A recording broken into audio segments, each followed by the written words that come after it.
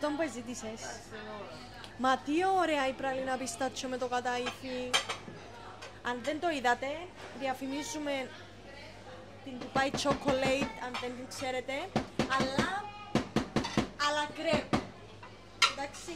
Ετοιμάζουμε τα υλικά μας εδώ για να φτιάξουμε τη νέα μας κρέπα, την Dubai Deluxe. Μα τι ωραία έτσι που εκατώνονται μαζί το καταΐφι με την πραλίνα. Να σπάσεις και το πιστάτσιο. Έναν πιο έτσι, έναν crunchy. Αχ, και τι να δείτε μέσα στα υλικά της κρέπας, εκτός που τούτον, να έχει κι άλλα μυστικά υλικά. Για πάμε να δούμε πώς φτιάχνονται τα νέα σούσι πιστάτσιο deluxe.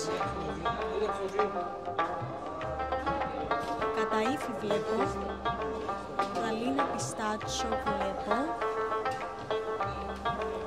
την υπέροχη ζυμωτή κρέπα μας βλέπω.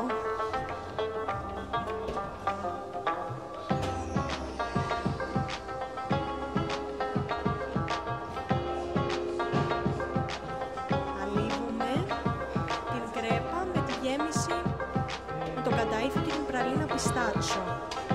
Πόσο τέλειο και crunchy θα είναι, απολαυστικό φαντάζομαι.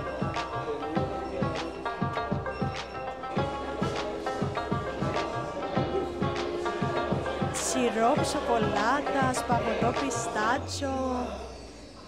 Όντως είναι deluxe, έχει μια ποικιλία από γεύσεις.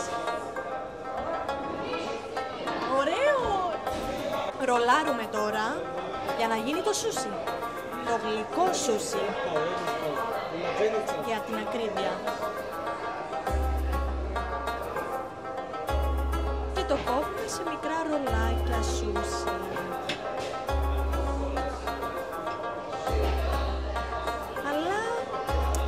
Υπάρχει και κάτι ακόμη για να ολοκληρωθεί το πλάνο.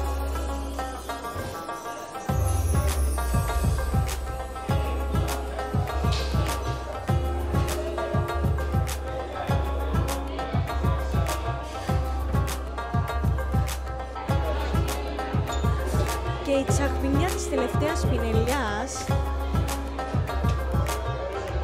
τοποθετούμε τα ρολάκια σούσι στο πιάτο.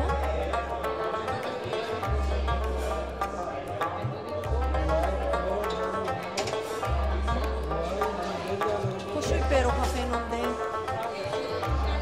Θα βάλουμε και πραλίνα πιστάτσιο από πάνω για τη διακόσμηση και για τη γεύση εννοείται.